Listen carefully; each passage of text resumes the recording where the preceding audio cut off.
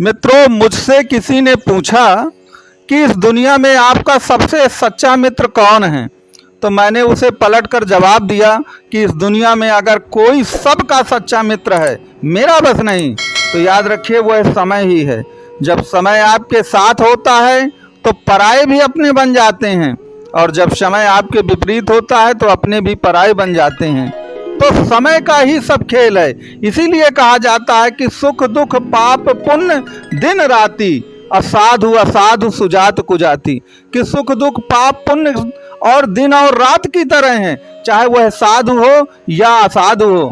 तो याद रखिएगा, जब समय आपके साथ है तो सब कुछ आपके साथ है। और जो मिथुन राशि के लोग हैं, इस समय समय ही उनके साथ है। और जब समय साथ में होता है तो इस दुनिया में कुछ भी असंभव नहीं होता है।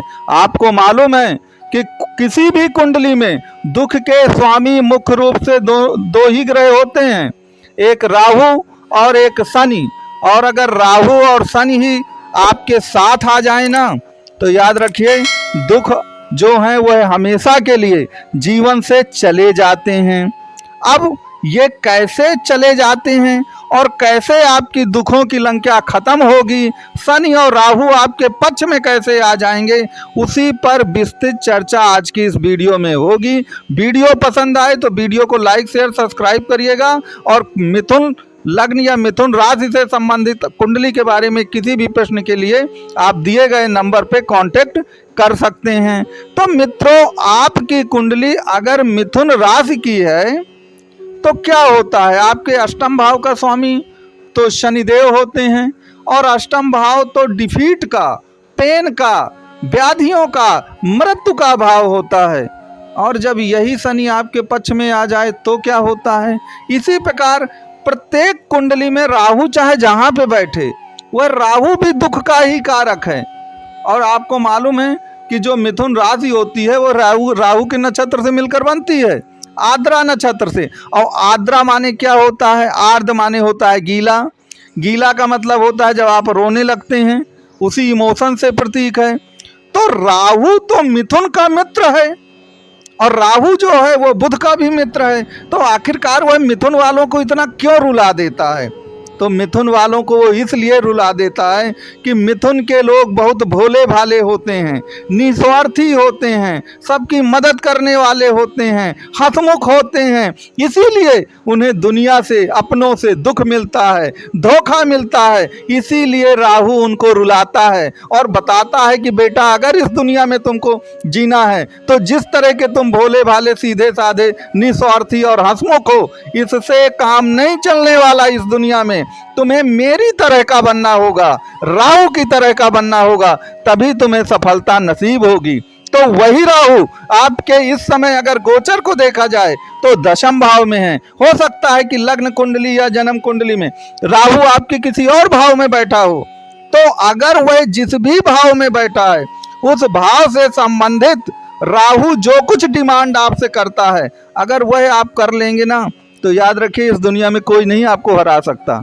क्योंकि गोचर में राहु दशम भाव में जब भी जाते हैं या 3, 6, 11 भाव में जाते हैं तो वह आपको विजय प्राप्त की ओर ले जाते हैं। लेकिन आप कहेंगे कि मान लीजिए इन भावों से अलग कहीं पर हमारा राहु है और जन्म कुंडली में अलग से है, तो फिर हमारा क्या होगा। तो इसका एक सूत्र याद कर लीजिए कि मान लीजिए आपका राहु कहाँ पर है, 11वें भाव पर बैठा है। मैं एक सूत्र बता रहा हूं आपको। तो 11वां भाव कहे का है, 11वां भाव इनकम के सिवा आपके फ्रेंड सर्किल का है, सामाजिक दायरे का है। तो याद रखिए राहु घाटे का कोई भी समझौता नहीं करता इस दुनिया में। अगर उसका फ्रेंड सर्किल भी होगा ना, तो वह प्रोडक्टिव लोगों से ही फ्रेंड सर्किल बनाएगा, जहां से उसका कोई काम बन रहा होगा। वह बेफालतू की भीड़ नहीं जुआता, वह बेफालतू के लोगों की भीड़ नहीं वो इकट्ठा करता जो केवल हंसी मजाक करके दिन रात आपका समय नष्ट करें। वह प्रोडक्टिव लोगों से संबंध बनाता है। तो यदि आपका राहु 11वें में है, मैं एक उदाहरण है आपको बता रहा हूं, वह किसी भी भाव में हो सकता है। यदि वह 11वें में है तो ऐसा काम ही राहु को जागृत करेगा, ऐसा काम ही मिथुन राशि के अगर आप लोग हैं तभी राहु आपका साथ देगा। और इस समय राहु आपका कर्म क्षेत्र में बैठा है, इसलिए आपका साथ दे रहा है। अब राहु जो है, मान लीजिए राहु तो इस तरह है कि अगर 11वें भाव या कहीं पर बैठा है तो वह, अगर मैं एक उदाहरण दूं कि जैसे आपका फोन है तो फोन पर वह हजारों कॉन्टेक्ट नंबर नहीं रखता राहु।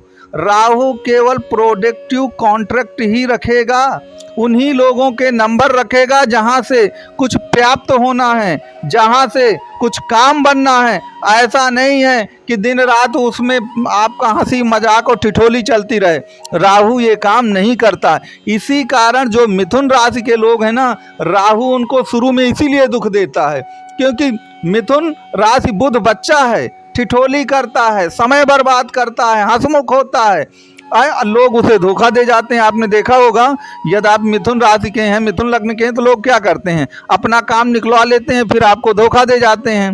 तो जब आपको धोखा दे जाते हैं तो आपको भारी ग्लानि होती है, दुख होता है, कष्ट होता है, आंसू निकलते हैं। अब वो जो आंसू निकल रहे हैं वो क्या हैं, वो राहु और शनि ही हैं। तो राहु और शनि को यदि कुंडली में ठीक कर लिया गया तो सब कुछ ठीक है। तो राहु और शनि गोचर में तो इस समय 100% सही हैं। मैंने शुरू में ही बताया कि यदि समय आपके साथ है तो सब कुछ आपके साथ है। तो अब समय आपके साथ कैसे है? देखिए, कहते हैं कि जब भाग्य अपने साथ है तो समय भी अपने साथ है।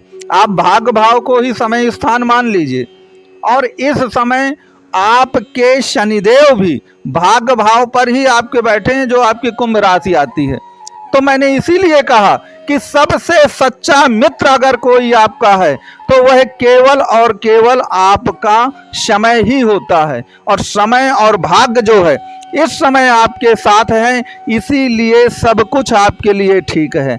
अगर समय और भाग्य आपके साथ ना हो तो मान लीजिए कि जीवन में कुछ भी नहीं होने वाला है। तो आप राहु और शनि के फंदे से निकलिए, और राहु और शनि क्या चाहते हैं वही आपको करना है। मैंने केवल राहु का आपको एक उदाहरण बताया है कि 11वें भाव में बैठा हो। आपके किसी भी भाव, आपके 7वें भाव में बैठा है तो फिर क्या होगा? 7वां भाव तो व्यापार और पार्टनरशिप का है। तो एक गूढ़ रहस्य और गूढ़ कला है कि 7वें भाव में अगर राहु बैठा है तो आपको कैसा बिहेव करना है। अगर हम हर भाव की चर्चा करने लगेंगे कि राहु का गूढ़ रहस्य क्या है, शनि का गूढ़ रहस्य क्या है, तो वीडियो कई घंटा लंबा हो जाएगा। तो इसको जानने के लिए आप एक काम कर सकते हैं कि दिए गए जो नंबर हैं आप इसमें कांटेक्ट करिए, और अपनी कुंडली का जो भी विश्लेषण आप कराना चाहते हो वह विश्लेषण आपका किया जाएगा, जिससे आपका जीवन आगे चल करके कभी भी राहु और शनि की गिरफ्त में नहीं आएगा। जो भोग आपने भोगा है, जो पीड़ा आपने भोगी है, उससे आपको 100% निजात मिल जाएगी। तो मित्रों, यदि आपको ये वीडियो पसंद आया हो तो मेरा आपसे निवेदन है कि आप वीडियो को लाइक शेयर सब्सक्राइब करें, और दिए गए जो नंबर हैं इसमें आप कांटेक्ट कर सकते हैं।